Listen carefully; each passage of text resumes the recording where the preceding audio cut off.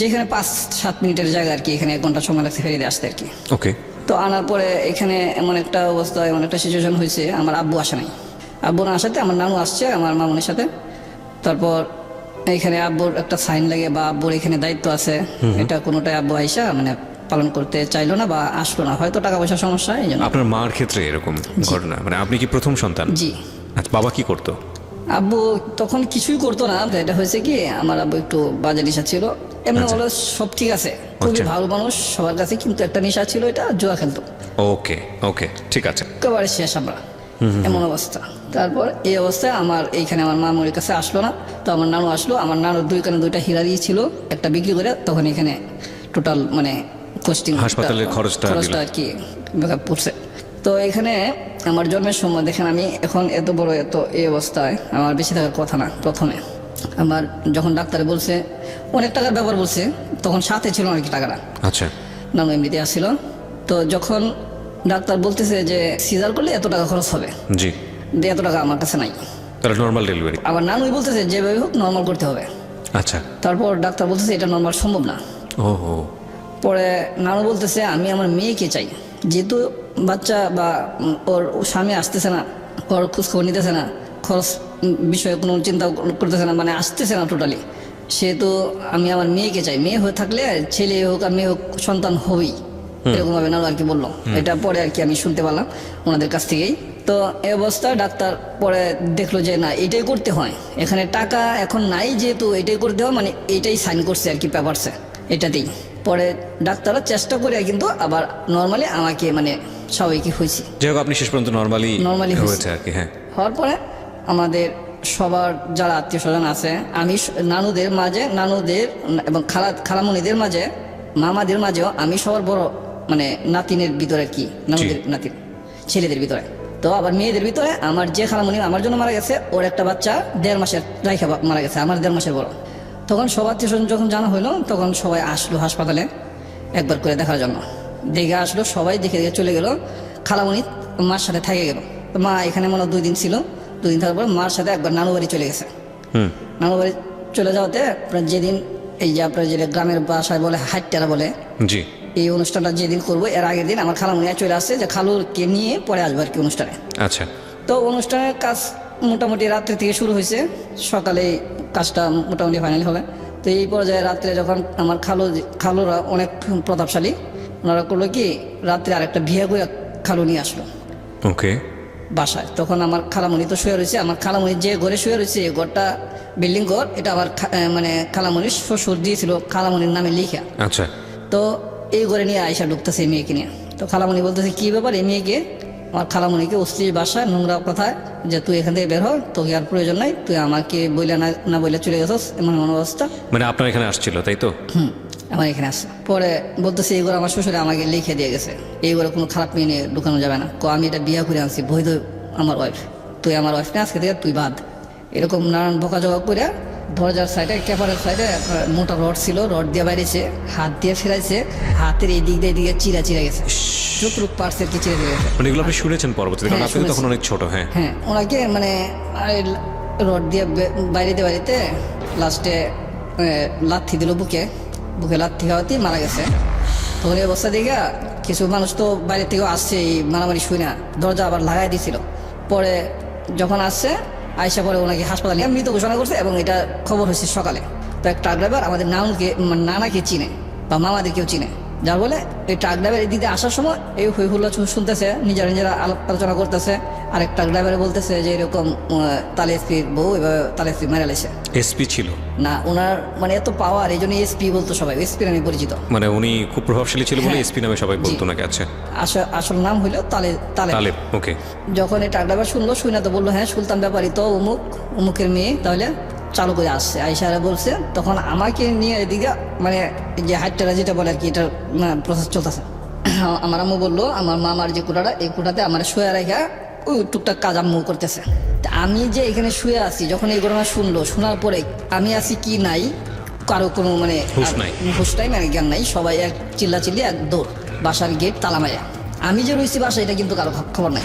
একবার মৃত্যু রাতে কিন্তু আমি বেঁচে গেলাম আপনার জন্মের সময়। আবার এখানে দেখেন 24 ঘন্টা আমি কিন্তু অভ্যুস, এই শিশু বাচ্চা 5 দিনের। আচ্ছা। আমার খোঁজ খবর কেউ নাই। মানে এই 24 ঘন্টা আপনি তালাবদ্ধ অবস্থায় হ্যাঁ ছিলেন? তালাবদ্ধ অবস্থা, মানে আমার কেউ অজ্ঞান হইতেছে, কেউ লাশের কাছে হইতেছে, মানে লাশ তো আনতে দিতেছে না, এখানে মামলা, অনেক ঝামেলা, যার আচ্ছা। ফলে টোটাল 24 ঘন্টা চলে গেছে। আম্মু বললো যে 24টা ঘন্টা চলে গেছে, আগের দিন সকালে গেছি, পরের দিন সকালে আমরা আইসা তোরে পাইছি তাও খাটের নিচে। Very strange. ওকে। পরে এই অবস্থা, আমার খালামণিকে তো হারাইলাম এখানে। তারপর আমার আস্তে আস্তে বড় হইতে লাগলাম, আমাকে নানু এইসব বললো। নানুই প্রথম আমাকে বলছে একদিন, যেদিন আমি এর আগে জানতাম না, যখন আমি তখন ছোট, হঠাৎ করে নানু বলতেছে আমি দুষ্টামি করলাম খুব প্রচুর, আমি আমার ছেলেটার মতো কিন্তু আমি দুষ্টামি করলাম। প্রথম বলার পরে আমি আম্মুর কাছে জিজ্ঞেস করলাম, আম্মু বললো। পরে আমার খালামণির কবরে তখনই প্রথম ছোটবেলা আমি যাই জিয়ারত করি এবং আমি খালামণির জন্য কান্নাকাটি করি প্রথম জানার পরে। পরে আমি মনে মনে একটা প্রতিজ্ঞা নিয়ে আমাকে ভবিষ্যৎ কিছু একটা করতে হবে। এই পরিক্রমা এদিকে করলো কি, আব্বু নিয়মিত জমি বিক্রি করতেছে। এই জুয়া খেলতে গিয়ে? হ্যাঁ, জুয়া খেলতে গেছে আর জমি বিক্রি করতেছে। আমাদের এখানে 10% এক কাঠা জমি, 80 কাঠা জমি আপনার ইয়ার সাইটে, মানে একটা বাঁধের সাইটের দিকে বিক্রি করছে। এটা এখন নর্মালি 5 লাখ টাকা কাঠা ওরে বাবা। আর কি। এটা আপনার বিক্রি করছে যখন, তখন আমার বয়স 11-12 হবে, আচ্ছা। তখন 80 কাঠার মতো আর কি, 10% এক কাঠা। তখন 6,000 টাকা কাঠা বিক্রি করছে। মানে খেলাতে বসে দেখা 10 কাঠা 12 কাঠা বিক্রি করতো খেলাতে বসে। যারা প্রভাবশালী ছিল তারা সাথে থাকতো ওই সময় তখনকার যুগে। স্ট্যান্ড বাই নিয়ে নিত। হ্যাঁ, তখন টাকা দিত। আর আব্বু সলিড মানুষ ছিল তো, এমনি যেটা বলতো এটা হইতো। জবান মানে জবান। হ্যাঁ, জমি আছে বাপের, মানে অনেক জমি। তারা 4 ভাই, আমার বাপ ছাড়া একটা বোন। সবার অবস্থা একই। আমার যে মাস্টার চাচা আছে, হেডমাস্টার ছিল, ওনার অবস্থাটা ভালো, কিন্তু ভালো কেমন, উনি এত সহজ সরল মানুষ, এখনকার যুগে থাকা ঠিক না। উনি জমি বিক্রি করেই খাবে, কোনো ছাত্রকে টিউশনি পড়াবে না, প্রাইভেট পড়াবে না, কোচিং পড়াবে না, নিয়মিত স্কুলে শিক্ষকতা করে গেছে, যা বেতন পাইছে তা দিয়ে চলছে। এখন রিটায়ার হয়েছে, এখন জমি বিক্রি করে চলতেছে। মানে সবাই শুধু জমি বিক্রি করে? হ্যাঁ। মানে আপনার দাদার কাছ থেকে এত জমি পাইছে? হ্যাঁ, জমি পাইছে। বাহ। এখন হয়েছে কি, আবার আমার মাস্টার যেটা, 3টা মেয়ে 1টা ছেলে, প্রত্যেকটা আবার একটা অনার্স আর একটা ডিগ্রি করতেছে আর একটা ইন্টার পড়তেছে। তো এরকম করে করে জমি কিন্তু আমাদের টোটালি এক সাইড হয়ে গেছে। এখন যেটুকু আছে আমরা চলতে পারি। এখন এই পরিবেশে আমি হইলাম কি, যখন দেখতেছি জমি বিক্রি করতেছে, আমার পড়াশোনাটার চাপটা বা হয়ে গেছে, মানে ডিল হয়ে গেছে, পড়াশোনা দিকে আর মন ঢুকতেছে না। আম্মার কষ্ট, আম্মাকে মারে, দান দুন যাই হয় সব বিক্রি করে বস্তা করে, আম্মু না করে আম্মুকে মারে। এই বস্তা করে মানে সংসারে এত একটা অশান্তি, মানে ঝগড়াই, সবসময় নিয়মিত ঝগড়া। এই অবস্থা দিকে আমি একদিন করলাম কি, ছোট তখন ক্লাস 7-এ পড়ি, তখন আমার মামার সাথে আমি ঢাকা চলে আসি। আচ্ছা। উনি ঢাকাতে একটা দোকান করে, ওনার সাথে থাকার জন্য মানে যাই দেয় আমাকে, আমার মা তো চলতে পারবো, এভাবে নানু বলে আমাকে দিয়ে দিছে। পরে এখানে কয়েক মাস ছিলাম, রোজার মাস ছিল তখন, রোজার মাস ছিলাম, রোজার পরে ঈদে যে গেছি, পরে আবার যা স্কুলে ভর্তি হয়েছি, আবার পড়লাম 2 বছর। এরপরে কিন্তু আর পড়ি নাই, লাস্ট যা মেট্রিক পরীক্ষা দিয়েছি শুধু ভর্তি হয়ে। এরপরে আসছি আপনার আইসাম প্লাস্টিক কারখানায় ঢুকছি। এখানে বেতনটা ভালো, টাকা পয়সার এমন ভালো যে সংসার চালাইতে পারবো। এই অবস্থা করে আমি টাকা কামাই করি। তখন থেকেই আমি যেখানে ছিলাম, ইসলামবাগ কামালবাগ, ওইখানে 20,000 টাকা শতাংশ জমি আমি তখন পাইছি। আচ্ছা, ইসলামবাগ কামালবাগে? জি। ওরে বাবা। 4,000-5,000 টাকা মাস আমার থাকতো তখন। কিন্তু ওই যে টাকা বাড়িতে বাড়াইছি, বাবা আমার কষ্ট। বাবা এমনি খুব ভালো ছিল, জয় কিন্তু ঠিক আছে, কিন্তু আমি মানে এতটুকু কঠোর হইতে পারি না যে বাবাকে না দিয়ে থাকতে পারি নাই, ঝাঁকা মাসে তাই দিয়ে দিছি। তো ওইদিকে আমি কিছুই করতে পারলাম না। লাস্ট বাড়িতে যাই, এই অবস্থা, ঝগড়াঝাটি। পরে যখন এখানে থাকতেছি প্লাস্টিক কোম্পানিতে, থাকতে এক সময় ওনাদের তো যা দিতে আসি, যখন যাই বাড়িতে এত ঝগড়া, এইগুলি ঝগড়া শুনতে মানে মাথা যেন আমার কাজ করে না, আমি চাই একটু শান্তি। তারপরে হঠাৎ করে এখানে আমার এই যে কোয়ার্টারে থাকি, ওইখানে ছেলেটার সাথে, মানে ছোট বাচ্চাটার সাথে ঝগড়া হইতেছে। তখন আমি যা ফিরাইলাম আর কি, ফিরে বললাম কি বাবু তোমরা এভাবে ঝগড়া করতেছো কেন? এই অবস্থা করে ঝগড়া ছুড়ে, তখন এই দুটাকে আমি সেভ করলাম। হ্যাঁ। চলে গেল। হ্যাঁ। তখন একটা বাচ্চা যখন, যেটা ছোট আর কি, এটা একটু মায়ের বেশি খাইছে, হ্যাঁ। তো এটা তার মাকে নিয়ে আসছে। আচ্ছা, যে এখানে সে আপনাকে জিজ্ঞেস করছে আর কি? কি ঘটনা হয়েছে না হয়েছে জানার জন্য আর কি। Okay, যে fine. ফিরে দিচ্ছে তার কাছে নিয়ে আসছে। তো আমার কাছে নিয়ে আসছে, আমি টোটাল বললাম যে এই ঘটনা আমি কিছু জানি না, আমি শুধু দেখছি ঝগড়া করতে, ফিরে দিচ্ছি জাস্ট। আমি পরিচয় দিলাম যে এখানে গুড্ডু ভাইয়ের আপনার ইয়েতে থাকি, কোয়ার্টারে থাকি, আমি প্লাস্টিক কারখানা একটা চাকরি করি। তো বলতেছে আচ্ছা ঠিক আছে, আমার বাচ্চারা রাইখা তো আমি বাসায় যাই, বাসাতে আমার কেউ নাই, একটা ছোট মেয়ে আছে, আমি আর আমার হাজবেন্ড একটা গদ্দি করে চাকরি করে, আমি গদ্দি করে ছালার চটপটে এগুলো আর কি, মানে শিলডিলি করা লাগে, তো এগুলি করে, তো নিয়মিত থাকা লাগে। তো বাচ্চাটা 1 লাখ পড়াশোনা করে, আপনি যদি একটু নিয়মিত বাসায় আসে, আপনি মানে এখানে আবার আমাকে প্রশ্ন করা হয়েছে যে আপনি কখন আসেন অফিস থেকে, জি। আমি তখন বলছিলাম যে আমি 4টার দিকে বা 5টার দিকে আসি, 4টার দিকে অফিস ছুটি, আমার 5টার কাছে চলে আসি। তখন উনি বলতেছে যে আপনি যদি একটু কষ্ট করে আমার বাসা আয়সা আমার ছেলেটাকে পড়াইতে পারতেন তাহলে হয়তো আমার উপকার হতো, আপনি না হয় কিছু আমার কাছে নিতেন।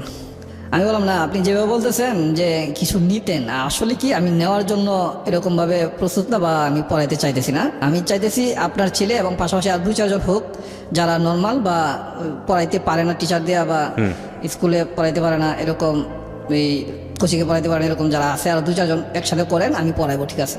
আচ্ছা। ক্লাস 1 না 2 পড়ে আর কি, 2 পড়ে সম্ভবত, এরকম পোলাবান কটা আর কি একসাথে করলো। পরে আমি যাই, আরও 2টা একসাথে হয়েছে।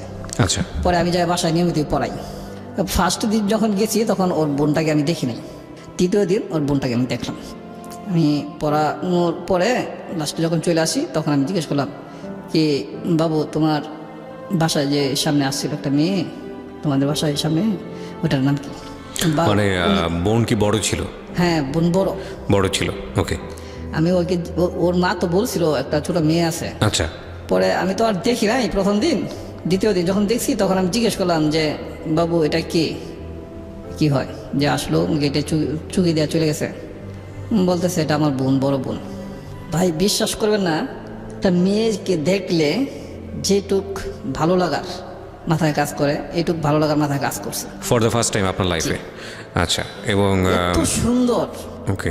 শেষ হয়ে গেছে, আমি বের হয়ে চলে আসি। আসার পরে মাথায় কিছুক্ষণ সময় আমার এটা কাজ করতেছে যে মেয়েটা এত সুন্দর।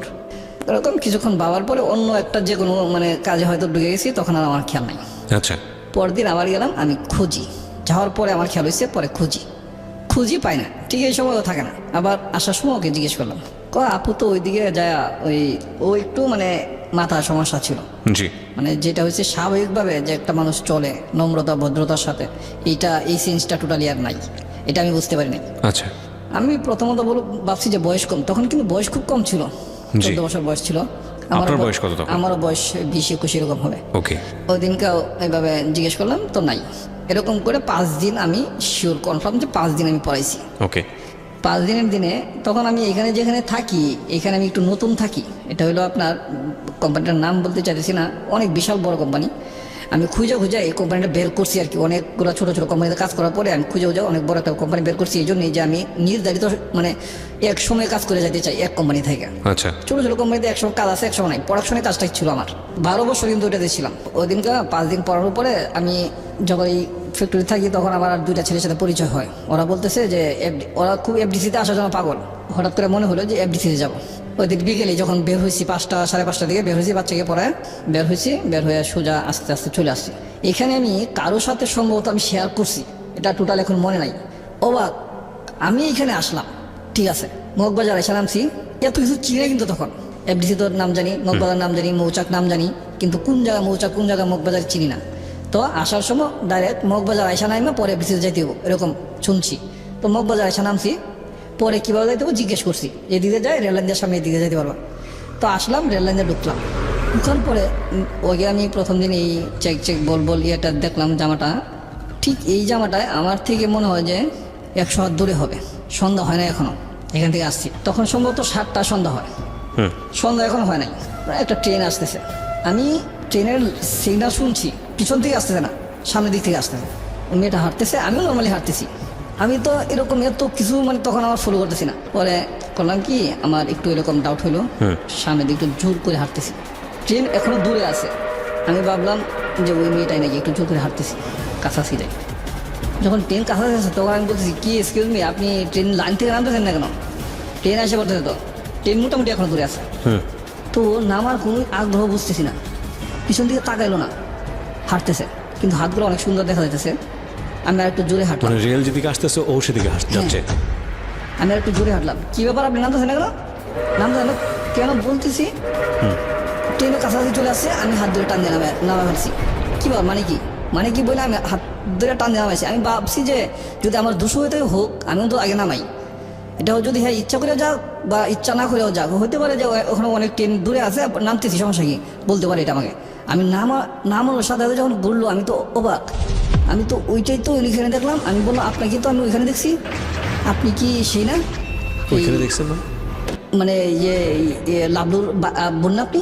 আমি তো ওই জন্যই বলতেছি, মানে হতবাক দেখে কি ব্যাপার আপনি ওই না, প্রথম দিন তো আমি একবার দেখছি, এতটা ফলো করতে পারছি না, কিন্তু মানে যাকে আপনি পড়াতেন তার বড় বোন ছিল সে? বোন। আপনারা একটু জাস্ট শোনা শুরু করেছেন, আপনাদের সবাইকে আমি রিকোয়েস্ট করব, যেহেতু অনেকেই এই গল্পটা শুনে সেহরি খেয়ে ঘুমোতে যাবেন, আমি জানি যে এটা অনেকটা কষ্টকর অনেকের জন্য জেগে থাকা, তারপরেও জেগে থাকবেন। This is one of the biggest story, এবং শুনলে বুঝতে পারবেন। ওকে, হ্যাঁ বলেন তারপর। যখন আমি এইভাবে দেখলাম, আমি নর্মালি সম্ভবত 20-25 সেকেন্ড সময় আমি কিছু বলতে পারি নাই, মানে হতবাক এই জন্যে আমি ফলো করতেছি কল্পনাতে যে ওই মেয়েটা যে দেখলাম ওই মেয়েটাই নাকি। আমার অনুভবে বলি আমি 20-25 সেকেন্ড সময় আমি কিছু সেন্স ছিল না, ব্ল্যাঙ্ক ছিলেন একেবারে? সম্ভবত আমার এরকম মনে হয়েছে আর কি। ওকে, এই স্তব্ধ হয়েছিলাম। তো আমি তখন বললাম, তৎক্ষণিক বললাম যে কী ব্যাপার, আপনি কি সেই মেয়ে লাভলুর বোন আপনি?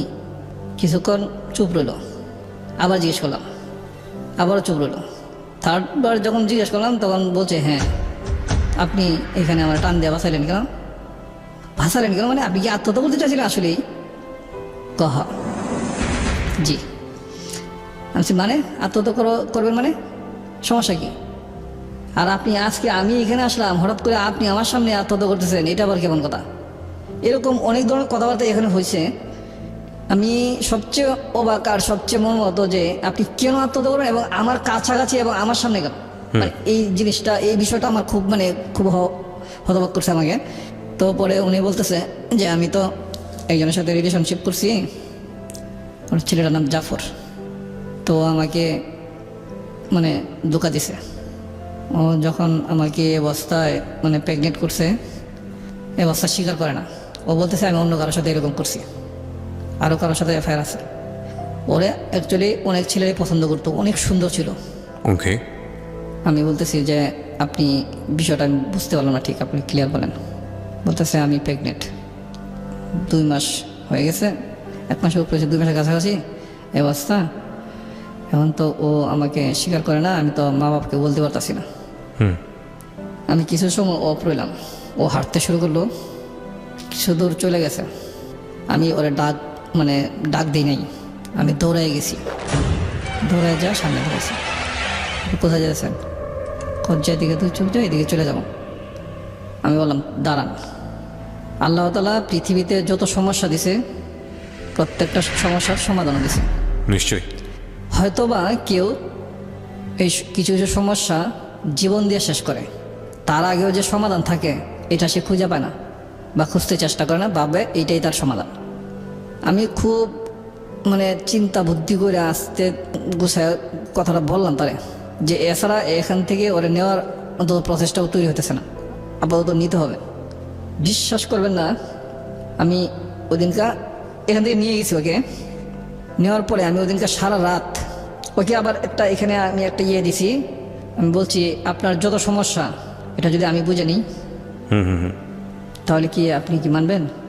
আপনাকে যে ছেলেটা এই অবস্থা করছে, যার সাথে আপনার এই সুসম্পর্কটা তৈরি হয়েছে, প্রথমে যখন সুসম্পর্কটা তৈরি হয়েছে, যেহেতু আমি আপনাকে প্রথম দেখছি, দেখার পরে আমার এত ভালো লাগছে আপনাকে, তা আপনাকে ওই ছেলেটা দেখে কিন্তু এরকম ভালো লাগছে। এই ভালো লাগার থেকে আপনার প্রতি নোংরামি একটা চিন্তা হয়েছে ছেলেটার, আর নোংরামির ফসল আপনাকে দিয়ে দিল। আপনি একবার চিন্তা করতে পারছেন যে আপনি কিভাবে ওকে চাইছেন আর ও আপনাকে কি দিল? এখন আমি আপনার কাছে একটা জিনিস মানে একটা বিষয়ই ক্লিয়ার জানতে চাইবো, ওই ছেলেটার প্রতি কি আরও চিন্তাধারা আছে কিনা আপনার? ওকে কি আপনার জীবনে চাইবেন বা ওকে কি আপনার জীবনে কখনো ফেরত পাইতে চাইবেন? যখন আপনাকে এটা স্বীকার করতেছে না, আপনাকে যেদিকে মন সেদিকে যাইতে বলছে, যা ইচ্ছা তাই করতে বলছে, এটা আমি কখনোই মানে নিব না এভাবে বলছে, তো আপনি কী করবেন? ওই ছেলেকে আবার কখনো গ্রহণ করবেন? যদি আপনার মনের মাঝে ওই ছেলের থাকে তাহলে বলেন, আর যদি বলেন যে না, এই অবস্থায় যে আমাকে গ্রহণ করছে না তাকে আমার প্রয়োজন নাই, আপনি দুটার থেকে যে কোনো একটা সাইড নেন, তারপরে আমি আপনাকে একটা ডিসিশন দেব, এটা মনে হয় যে আপনার কাজে লাগবে। ওকে। পরে বলছে না, ওর তো কাছে যাওয়ার তো আর কোনো সম্ভাবনাই নাই, ও তো যেহেতু আমার এই অবস্থা করে এভাবে আমাকে ছাড়ে দিছে, ও কোনোভাবে আমাকে স্বীকার করতে রাজি না, সেহেতু ওর কাছে আমার যাওয়ার প্রশ্ন আসা না। আপনি খুব সুন্দর কথা বলছেন, আমি যদি এই বাচ্চা সহ আপনাকে চাই, আপনি কি আমার কাছে আসবেন? ও নর্মালি মাথা নিচু করে হাঁটতে শুরু করছে, যে দিক থেকে গিয়েছিল ব্যাগ এই দিকে হাঁটতে শুরু করছে, আর বলছে আসেন আপনি। আপনাকে বলতেছেন? জি। তখন আমি বিষয়টা দেখলাম যে মোটামুটি সফট বা নর্মাল হয়েছে। তখন আমি যখন হাঁটতেছি নানান অন্য বিষয়ে কথা বলতেছি, বলতে বলতে দেখি যে মোটামুটি নর্মাল, স্বাভাবিক হয়েছে। বাসায় নিয়ে আসলাম, নৌকা দিয়ে পার করে দিলাম। বাসা মানে কি ওর বাসা না আপনার বাসা? না, ওদের বাসায়। ওদের নৌকা বাসায়। দিয়ে আমি পার করে দিলাম, আমার বাসা ওদের বাসা পাশাপাশি, বেশি দূর না। তা আমি ওকে পার করে দিলাম, আমি ওইদিকে থাকলাম। তাই গা কিছু সময় পরে আমি চলে গেলাম আবার জি। ওই পারে, নদীর ওই পারে। নদীর ওই পারে থাইকে এই পারে আসা সকালে বা রাত্রে অনেক টাফ, কিন্তু পুলিশ ঝামেলা। তারপরে তখন মনে হয় র্যাব হয়েছে নতুন, র্যাব ঝামেলা। তারপরে হয়েছে ফুটপাতের পোলাপান ঝামেলা।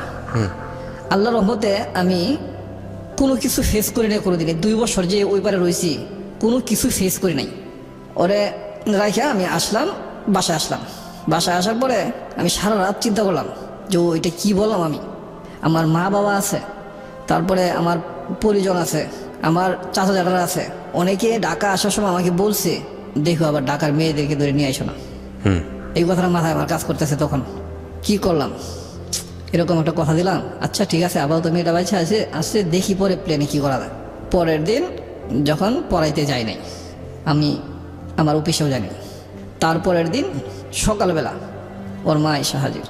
কি মাস্টার সাহেব, আপনার কি কোনো সমস্যা, অসুখ টসুখ হয়েছে নাকি? আপনার বাসায়? হ্যাঁ, আমার কোয়ার্টারে ওই ছোটো বাচ্চাটাই নিয়ে আসে। পরে আমি বলছি না, অসুস্থ না, এমনিতেই মনটা একটু খারাপ, এই জন্যই। কালকে গেলেন না? বাবু বলতেছে স্যার আসে নাই, আজকে পড়ি নাই, তো আজকে তো যাবেন? আচ্ছা ঠিক আছে আজকে যাবো। চলে আসলো খালামণি, খালা ডাকতাম। পরে আসার সময় আবার ডাক দিলাম আমি, খালামণি একটু কথা ছিল আপনার সাথে। পরে ভাবছি টাকা পয়সার বিষয় নাকি, কিছু জিগামু, বেতন টেতন এইসব কপড়ে বলেন। আসি না, যখন আসছে তখন আমি বলতেছি না ঠিক আছে আপনি চলে যান। পরে বলতেছেন না আপনি বলেন, টাকা পয়সার বিষয় কিছু বলবেন, আপনি যা চাইবেন তাই দিব।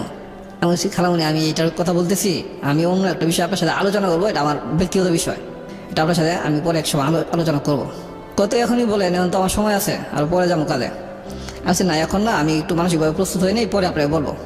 পরে ঠিক পরের দিন আমি, হ্যাঁ পরের দিন সকালে আবার উনি নিজে আসলেন আমার এখানে। আসলে জিজ্ঞাসা করতেছে যে কী বাবা বলবা তুমি, তুমি জানি কি বলতে চাইছিলা? সে খালামণি আপনি একটা কথা বললে কথাটা কিভাবে নেবেন, খারাপ মনে করবেন নাকি নিজের ছেলে হিসেবে দেখা এটা বোঝার চেষ্টা করবেন? কি কইতে চাইতেছো তুমি? ওনাদের বাসাটা একটু মানে আর কি পুরান ঢাকায়। বলছি খালামণি আমি তো অনেক বড় একটা কথা বলতে চাইতেছি, যেটা অনেক বড় সমস্যা হয়ে গেছে। তো উনি, মহিলাটা খুব কঠোর পরিশ্রমী ছিল, মানুষটা এত ভালো মানুষ ছিল। উনি এই কথাটা উনি আর আমি, এখন কি উনি কাউকে বলছে কিনা জানি না, উনি আর আমি এখন পর্যন্ত জানি, উনি আমি যতদিন ছিলাম ততদিন পর্যন্ত আর কাউকে বলে নাই উনি। আচ্ছা, তো আপনি কি করলেন ওই সময়টাতে? তখন আমি ওনাকে বললাম যে খালামণি এরকম একটা সমস্যা হয়েছে আপনার মেয়ের, আপনি কি জানেন? আমার দরজার সামনে এসে দাঁড়ায় রয়েছে। পরে আমি বললাম যে খালামণি আপনার মেয়ে তো কোনো একটা ছেলের সাথে একটা বাজে সম্পর্কে জড়ায় গেছে, এটা কি আপনি জানেন? তখন কিছুটা মানে আশ পাইছে, কোনো একটা ছেলের সাথে সম্পর্ক বা এরকম কিছু কথা মানুষ বলা বলি করছে, যার ফলে উনি চটজলদি এসে আমার সাথে বসছে। বাবা তুমি একটু পরিষ্কার করে বলো তো তুমি কি জানছো? সেখানে উনি, আপনি যদি কিছু না মনে করেন, যদি সহজভাবে নেন বিষয়টা, তাহলে কিন্তু আপনি সব শুনতে পারবেন। আর যদি এখনই রাগ করেন তাহলে কিন্তু অনেক দূর পর্যন্ত আপনি শুনতে পারবেন না। কারণ আপনাকে যতটুকু বলছি আর বেশি আমি এখন বলবো না। আমি দেখবো আপনার মেয়ের সাথে কী আচরণ করেন, আপনার মানসিক কতটুক ধৈর্য আছে, তারপর আমি বিস্তারিত বলবো। বাবা বলো, সমস্যা নাই। আমি বলছি যে আপনি দেখেন এখন যেটুক বলছি এইটুকুই, আর এখন বলবো না, আপনি কালকে আসবেন, কালকে বাকিটুকু বলবো। তো উনি খুব জোর করে ধরছে যে না বলতে হবে, বাবা তুমি বলো, কোনো সমস্যা হবে না, আমি তোমাকে কথা দিলাম। ওকে। পরে আমি বললাম যে খালামণি আপনি জাফর নামে একটা ছেলে আছে চিনেন? চিনি তো। ওরা তো অবস্থা ভালো, এক বাপের এক ছেলে, ছেলেটা দেখতেও ভালোই আছে, একটু খাটো। ওই ছেলেটার সাথে আপনার কুট্টির সম্পর্ক, মানে ওরা ডাক নাম মানে কুট্টি, ওই ডাক তোর মা। তো এটা বাজে সম্পর্কে পরিণত হয়েছে ওর সাথে, মানে নোংরামিতে গেছে, বাচ্চা পেটে এখন না। আমরা বিরতি নেব প্রিয় শ্রোতা। এই পর্যায়ে একটা মার জন্যে তার সন্তানকে নিয়ে এই ধরনের কথা সহ্য করাটা কতটা কঠিন, এটা যার হয়েছে সেই জানে। কথা বলার পরে ও আমাকে বলে সব মানুষরে পিড়াইছি, মামাসিকে পিড়াই না এখনো। এটা বলে আপনাকে? তো তখন আমি বলি, ভাই আপনি পিড়াইছেন না, পিড়ান, সমস্যা নাই, কিন্তু আমি যে কথাটা বলছি নর্মালি যদি এটার একটা উত্তর দিতেন, এটার একটা সলিউশন পাওয়া যাইতো। এখনো তুই বুঝস নাই, এই বিষয়ে আমার সাথে কোনো কথা নাই। ওই মেয়ের চরিত্র এরকম, ও বাজে লোকের সাথে ভাবে মিশে। এইটুক পর্যন্ত আমি এর কাছ থেকে শুনছি, বাজে লোকের কাছে মিশে। তখন আমার এই জিনিসটা নাই যে সত্যি কি বাজে লোকের সাথে মিশে। কথা আপনি তাকে লাভ করে ফেলেছেন মেয়েটাকে? না, এখনো লাভ করিনি। মেয়েটাকে তো লাভ করেছেন না, এখনো লাভ করি নাই। এখন শুধু ওকে আমি কথা দিছি যে এটার একটা সলিউশন আছে, এটা আচ্ছা। নিয়ে আমি তো এরকম হইতে পারে কোনো একজন মানুষ এরকম একটা কিছুর দায়িত্ব নিতে পারে, সেটা আমিও নিতে পারি। আচ্ছা, আমার okay. কথাই বলছি, ক্লিয়ার। Okay. আমি এখনো ভালোবাসা তাকে আমি টানতেছি এরকম না। পরে আমি যখন শুনলাম ওর কাছ থেকে এই কথা, আমার পরবর্তীতে বারবার মনে হইলো যে এই মেয়ে অনেকের সাথে এরকম নোংরামি করছে, অভ্যাস আছে। আমার খুব রাগ হয়েছে এই কথাটা শুনে। আমি এখান থেকে ফিরে চলে আসি। তখন আমি ওর মার আগে ওর সাথে একটা ডেট করি, বলি দেখো আমি ওর কাছে গেছিলাম, ও তো আমাকে এভাবে বলছে। তখন ও আমার কাছে চলে গেল আগে। আমি পিছন যাইতেছি, কিছু দূর যাওয়ার পরে আমি আর যাইতে পারলাম না, কারণ ওদের সীমানার কাছাকাছি এভাবে যদি ডাগাড়ি করি বা পিছনে হাঁটি তাহলে একটু সমস্যা আছে। পরে ওর ভাই রাস্তায় আপনার বেরিবাদে খেলতেছে, ওর বাইকে দিয়ে আবার খবর পাঠাইলাম যে স্যারে তোমাকে যাইতে কইছে আম্মুকে নিয়ে, খুব জরুরি কথা আছে। যখন আম্মুর কথা বলছি তখন আর আসে না, তো ওর আম্মুকে বলছে, ওর আম্মু আসছে। পরে আমি বলছি, খালামুনি আপনি আসছেন, ওকে সাথে নিয়ে কিছু কথা বলতে চাইছিলাম, আপনি যদি আমাকে বলার সুযোগ দিতেন তাহলে দুজন একসাথে থাকলে ভালো হতো। পরে আসো বাসায় যাই। আমি বাসায় গেলে আপনার এখানে কোনো সমস্যা? না, কোনো সমস্যা না, আমি সাথে আছি, বা সমস্যা গেল। পরে বাসায় গেছি, যাই দেখি ওনার বাবা আসছে। বাবা আসলে আমি এখন ভয় পাই যাইতেছি যে বাবার সামনে আবার ওর বাবা বারবার আমার দিকে তাকাইতেছে আর জিজ্ঞেস করতেছে, আড়ালে যা জিজ্ঞেস করতেছে কে ছেলেটা। ওর বাবা আমার যে কয়েকদিন মাস্টারি করছি দেখে নাই, বাচ্চাদের পড়াইছি দেখে নাই। পরে যায় ওর মাকে আড়ালে নিয়ে জিজ্ঞেস করলো, পরে বলছে এই ঘটনা, বাচ্চাকে পড়ায়, আরও বাচ্চাদের পড়াইবো, মানে উনি ম্যানেজ করছে আর কি। ওর বাবা চলে গেছে এখান থেকে। পরে খালামণি আসলো, ও আসলো। আমি বললাম, খালামণি দেখেন, এটা যদি আপনি আমার উপরে এখনও ছাড়তে পারেন না, বা এটাকে আপনি এরকমভাবে নিতে পারেন, আমি বলছি মানে টোটালি যেটা বলছি সত্যি এটা বলতেছি। আমি বলছি দেখেন, আপনি এটাকে ফালা দিতে পারেন, ক্লিয়ার করার জন্য বলছিলাম আর কি, ক্লিয়ারও করতে পারেন, বা এটার জন্য আমি নিতেও পারি, কিন্তু আমাকে যে দিবেন, আমাকে কতটুকু বিশেষ করে দিবেন এটা আপনার জানা দরকার আছে। ওর মা বলতেছে, বাবা দেখো তুমি যে কথা বলছো আজকের যুগে এই সব কথা মানুষ বলে না, তোমার সাথে আর কিছু বোঝার নাই। পরে বলতেছে কি, তোমাদের ফ্যাক্টরিতে কয়েকটা মেয়ে কাজ করে, আমাদের এই দিক থেকে যায়। আমি বলছি হ্যাঁ চিনি তো। ও যখন বাড়িতে থাকে একলা থাকে, অন্যদের সাথে আড্ডা দেয় ফালতুমি করে, এসছে তুমি তোমার এখানে নিয়ে কাজ দেও একটু। পরে ঠিক তাই করলাম, যে তোমার এখানে থাকলো, তোমাকেও দেখলো, তুমিও দেখলা, তুমিও চিনলা জানলা, তোমাকেও হ্যাঁ চিনলো জানলো। পরে ঠিক তাই করলাম, আমার কারখানায় আমার ফ্যাক্টরিতে নিয়ে কাজে দিলাম। ওইখানে কাজ করে, ওর সাথে আমার কোনো পরিচয় নেই, দূর থেকে ও যা দেখে আমাকে, আমি ওকে তাই দেখি, কথা নাই, কোনো পরিচয় নেই, এরকম একটা ভাব। 1 মাস হয়েছে, তখন তো ওইদিকে আগায় গেছে, বাচ্চা বড় হওয়ার ব্যাপার, বাচ্চার বড় ব্যাপার। পরে 1 মাস থাকার পরে এখানে একটু সুসম্পর্ক আমাদের দুজনের ভিতরে হয়ে গেল। এই 1 সপ্তাহ পরে থেকে কথাবার্তা চলে। তো ম্যানেজার দুজন ছিল, করিম ভাই, কবির ভাই মারা গেছে, আল্লাহ ওনাকে ভালো জায়গায় রাখুক। ওনাদের সাথে সবসময় থাকতাম আমি, ওনাদের অফিসে শুইতাম আমি বেশিরভাগ নাইট পড়তো আর কি, নাইট করা হইলে 2টার পরে শুইতে হইতো, 2টার পরে ওনাদের অফিসে শুইতাম আমি ওনাদের সাথেই। তা একদিন কবির ভাই ডাইকা নিল, এইখানে বসে তুই কাজ করবি আর ওরা ওইদিকে ওই রুমে করবো। কেন ভাই? ও এত নম্র ভদ্র ব্যবহার দেখাইছে অফিসে, এর চেয়ে ভালো ভদ্র ব্যবহার হইতেই পারে না। একটু দুষ্টামি করে আর কি, দুষ্টামি এরকম, কিন্তু এটা একটু খারাপও লাগে। আবার অনেক সময় মনে করি যে বড় ভাই হিসাবে এরকম মানে চর দেয়, একটু হাতে ধরে টান দেয়, এরকম কিছু টাইপের আর কি। এত নোংরামি কিছু না, অন্য কিছু বোঝা যায় না। তা আমি যে আগে পছন্দ করি বা ও আমাকে এখন পছন্দ করতেছে, অলরেডি পছন্দ করা শুরু হয়ে গেছে, কিন্তু আগে তো কথা দিলাম এরকম, পরে এইভাবে অলরেডি পরে পছন্দ করা শুরু হয়েছে, এত ভালো লাগে। পরে কবির ভাই এটা ফলো করলো, নিয়মিত আসি, খোঁজ খবর নেই, তুই এখানে একলা বসে অফিসে কাজ করবি, মাল কিছুগুলো আইনা দিল এখানে, আর ওরা ওইখানে করবো। কেন ভাই আমি এখানে কেন? তো উনি যা বললো আর কি এটাই, যে তুই ওদের চেয়ে সম্পূর্ণ আলাদা, সব দিকে আলাদা, তোর সাথে কথা বলার কেউ নাই, মানে তোর ওই যে চেহারা সুন্দর, যে গেট আপ, এই গেট আপে তোর সাথে কথা বলার কোনো লোক নাই। একমাত্র আমার কি টার্গেট করছে, আমি একটু ভালো পরিবেশে থাকতাম আর কি, ওকে, আমাকে টার্গেট করছে এবং আমাকে ডাইকে আনছে, ডাইকে আনা মানে আমাদের দুজনে আর একটু মানে পরিষ্কার হইতো আর কি, সে যে কি সত্যি। মানে কবির ভাই চাইতেছে যে আমার সাথে ওর কি মানে টোটাল সম্পর্কটা কি জানার বুঝতে জন্য আর কি চাচ্ছে আর কি, এখানে হ্যাঁ। আলাদা আনছে এবং আমাকে ডেকে আনছে। তো জিজ্ঞেস করলো পরে আমি কি আর বললাম যে ভাই চয়েস করি। ও কি চয়েস করে কিনা আমি জানি না। তো ওকে জিজ্ঞেস করলো 100 বার, ও বলে নাই। পরে আমাকে বলতেছে তুই যদি ওকে ভালোবাসিস চয়েস করিস ওর দায়িত্বটা আমি নিলাম। তুই ওকে হাত ধরে নিয়ে যাবি নান্নার বিরিয়ানিতে, যা বিরিয়ানি খাওয়াবি। হুম এই দিনকার ফ্যাক্টরিতে ফার্স্ট মানে মানে এটা এমন ভ্রাষ্ট হয়েছে, যেহেতু ম্যানেজার বলছে হাত ধরে নিয়ে যা বিরিয়ানি খাওয়ার জন্য, এরপর ওর সাথে আবার রিলেশন আছে, ও জানে আমিও জানি, ও তো চয়েস করেই, কিন্তু এখানে প্রকাশ করতেছেন আর কি। তো ওকে হাত ধরে, এত সুন্দর হাত ভাই আমি ধরলাম প্রথমে, এত সুন্দর হাতটা আমি প্রথমে ধরলাম, এত সফট এত নরম ধরে আপনার যে গেট দিয়ে বের করছি, এই গেট সচরাচর খোলা হয় না, মেন রোডের সাথে গেটটা, এই গেটটা খুলে ওই দিক দিয়ে যাইতে বলছে, এদিক দিয়ে গেলাম। তো আমরা অনেকদিন ধরে কাজ করি, তো এখানে আমরা সিনিয়র হয়ে গেছি, এদিক গেলাম। কবির ভাই বলছে যে এই দিক দিয়ে যা, ওই দিক দিয়ে ঘুরলে অনেকটা ঘুরে যাওয়া ওই যায়। নানা বিরিয়ানিতে বসলাম, 2টা বিরিয়ানি নিলাম, আমারটা আমি নিলাম, ওরটা ওর দিলাম। ও আমার এখান থেকে যে কতটুকু ওর মুখে দিছি এটুকুই খাইলো। যেহেতু এভাবে দেওয়া নেওয়া হইতেছে, সেটাকে একটু প্রেমের দিকেই যাইতেছে, এটাই তো বোঝা যাবে। Right. আমি টোটালি তখন আমার অন্তর থেকে ওরকে ভালোবাসতে শুরু করছি, ওর আকর্ষণ, ওর সৌন্দর্য দিকে আমার আকর্ষণ মানে লেগে গেছে আর কি আমার, যেটা সত্যি এটাই। ওকে আমি এখন চাইতেছি যে কোনো মুহূর্তে ওকে আমি খুব কাছে পাই, ওকে আমার এমন মনে হইতেছে। কিন্তু তারপরে আমি সময় নিতেছি মা বাবার দিকে মানে ফলো করে।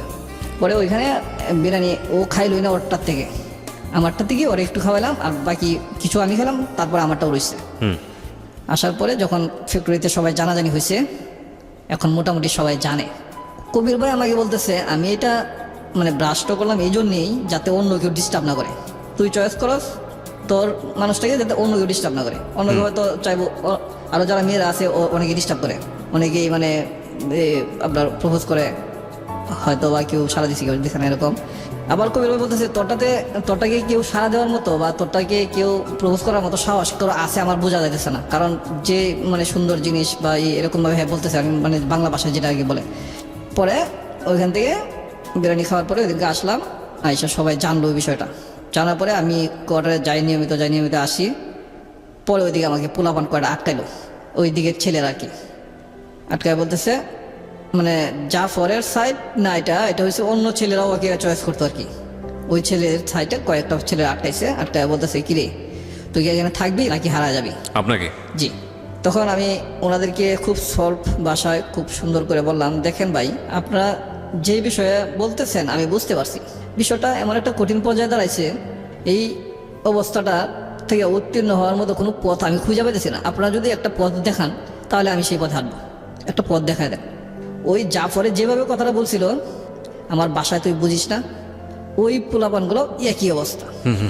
মানে প্রতি উত্তরে যে কি তুই তো কারি যেটা। উত্তর অনুযায়ী কি আনসার করতে হবে ওইটা না, তাদের যেটা কথা সেটাই। তোকে কি প্রথম বলছি বুঝস নাই, ঠিকঠাক থাকবি নাকি হারা যাবি মাঝখান থেকে, একই কথা। আমি বললাম ঠিক আছে, আমি মনে মনে বুঝতে পারলাম আর কি যে ওদের মাথা ঠিক নাই। তো আমি এই জন্যই বললাম মনে মনে যে আচ্ছা ঠিক আছে, ওদের কাছ থেকে আগে সেফ হই, পরে আমি চিন্তা করি অন্য কিছু। তো ওদের কাছ থেকে আমি চলে গেলাম, আমি বললাম ঠিক আছে ভাই, আমি এখন থেকে আপনাদের কাছে চলে গেলাম, আপনারা আমাকে দেখবেন না এখানে। এই কথা বলে আমি চলে গেলাম আমার অফিসে, ওইখানেই থাকি। পরে থাকি, ও তো নিয়মিত যাইতে আছে, ও যে কোথায় যায় কাজ করতে এটা কিন্তু আবার ওরা জানতো না, আমাদের অফিসে যে আসতেছে। পরে নিয়মিত আসতেছে, আমি শুই, যে গেট দিয়া ঢুকে ওরা, গেট দিয়া ঢোকার পরে একটা গল্লি আছে, গল্লির মাথায় একটা রুম আছে, রুমের দরজায় দিক দিয়ে আবার এই দরজা সোজা আমি শুই, ফ্লোরের মাঝে শুই, কিন্তু সব শ্রমিকরাই, সব ওয়ার্কাররা ওকে ফ্লোরের মাঝেই শুই। আমার আবার এক সিঙ্গেল তোষকের বিছানা ছিল, ওইটা আমি বিছাই এখানে দরজা সোজা শুই। তো এখানে ওই দিক দিয়ে প্রতিদিন যাওয়া আসা যখন করে, তখন দরজাটা আমি খুলে রাখি শোয়ার সময় আর কি, আমি তখন নাইট করি। জি তো মানে ওর সাথে বলা থাকে আগে যে আমি এই দিক দিয়ে শুয়েছি, আগে থেকে বলা ছিল যদি তুমি কথা বলতে চাও বা কিছু বলার থাকে তুমি এই দিক দিয়ে এসে বলে যাও, আমি নাইট করতেছি তো তোমার সাথে দেখা করতে পারবো না, দিনে কথা বলতে পারবো না, শুয়ে থাকবো বাবা। তো ও সকাল যখন 8টা বাজে আসে, একটু ফার্স্ট টাইম চলে আসে একলা করে, অন্য মেয়েদের সাথে আর আসে না। আইসা এখানে মানে প্রথমে একটু দুষ্টামি করে, মানে গেট টান দিয়ে খোলা থাকে, তো গেট টান দিয়ে একটু নাকে ধরে বা এরকম দুষ্টামি, এরকম টাইপের দুষ্টামি করে পরে ডাকে আমাকে, পরে কিছুক্ষণ কথা বলি। তো এইভাবে কিছুক্ষণ কথা বলি, ও ডিউটিতে চলে যায়, আমি আবার শুয়ে ঘুমাই। তো আমার আবার বিকেল 4টা থেকে ডিউটি, বিকেল 4টা থেকে রাত্রে 4টা পর্যন্ত এইভাবে সেফটি করা হয়েছে। তা আমি বিকেল 4টা ধরি ঠিক আছে, কিন্তু ছাড়ে দিই 12টা 1টা বা 2টা বাজে, 2টা বাজে আপনার টিফিন করে আর শুয়ে পড়ি। এমনি গল্প টল্প করি বা ফোনে কথা বলি, ফোনেও আবার কথা হয় তখন। আচ্ছা, আমাদের ম্যানেজার ভাইয়ের ফোন ছিল, আর ওদের বাসায় একজনের ফোন ছিল ভাবির, ওই ভাবির না তো ভাইয়ের, মানে ভাবির কাছে হেল্প নিয়ে ভাইয়ের কাছে দিত, ভাইয়ের কাছ থেকে নিয়ে দিত। তো আমি কবির ভাইয়ের ফোন দিয়ে কথা বলতাম, কবিরের ফোনটা আমি কথা বলতে ডিস্টার্ব করে ফেলেছি, তো ওর ফোন দিয়ে কথা বলি রাত্রে 12টার পরে বা 1টার দিয়ে কথা বলি। এভাবে বলতে বলতে তা 1 মাস কয়দিন 4-5 দিন চলে গেছে। এখন ওখান থেকে এভাবে কথা বলতে বলতে 1 মাস 7-8 দিন হয়েছে। তো একদিন ওকে নিয়ে বের হইলাম ঘুরতে, ঘুরে ঘুরে আসার পরে সন্ধ্যার দিকে ওর মার সাথে মিরপুর হাসপাতালে দেখা। ওকে যায় আগায় দিয়ে আসবো, মানে নদীর এই পার থেকে নৌকাতে উঠায় দিয়ে আসবো, এই দিকটা যাইতে হয় আর কি, মিরপুর হাসপাতালের ভিতর দিয়ে যাই। পরে ওর মা এখানে দাঁড়ানো, জিজ্ঞেস করলাম কি হয়েছে খালামণি এখানে আপনি? ওর আব্বুর অবস্থা তো ভালো না, ওরা তো হাসপাতালে ভর্তি করছে না। আগে একবার মাদ্রাজে নিয়ে গেছিলাম, ওদের জমি ছিল এখানে, আপনার বাবুবাজার জমি ছিল 4-5 শতাংশের মতো, ওইটা বিক্রি করে মাদ্রাজা নিয়ে চিকিৎসা করছে ওর বাবার অবস্থা ভালো, কিন্তু এই যে আমি যে খালামণি ডাকতেছি উনি কিন্তু দ্বিতীয় সংসারের মহিলা। আর এই মেয়েটা আর 2টা বাচ্চা দ্বিতীয় সংসারে, এগুলা ওর আব্বুর অবস্থা কিন্তু ভালো ছিল আগে।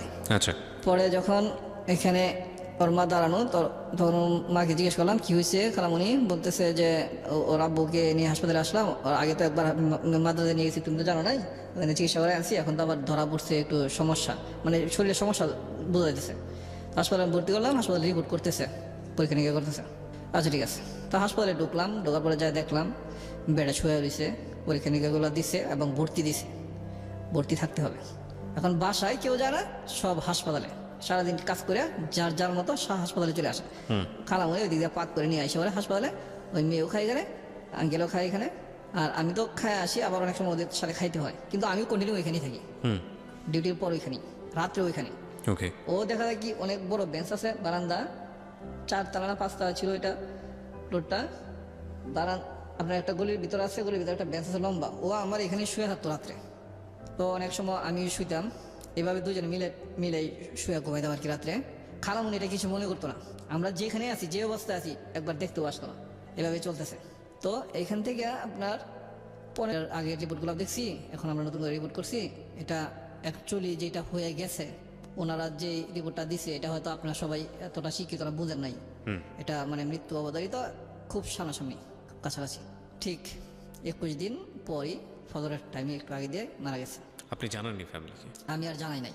তো যেদিন মারা গেছে সেদিনকা, ও সরি এখানে একটু বাকি পড়ছে আমার, বলতে ভুলে গেছিলাম।